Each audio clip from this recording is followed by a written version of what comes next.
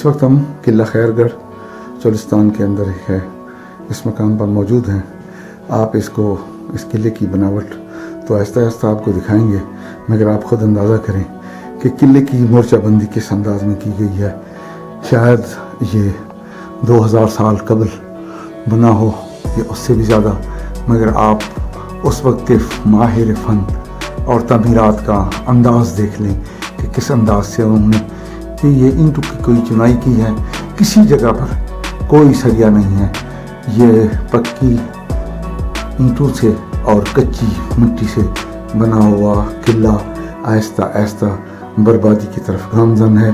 Cholistan development authority के नाम पर जिन लोगों ने यहाँ पर अरबों रुपए खाए हैं, कभी इस तरफ उन्होंने तवज्जो नहीं दी।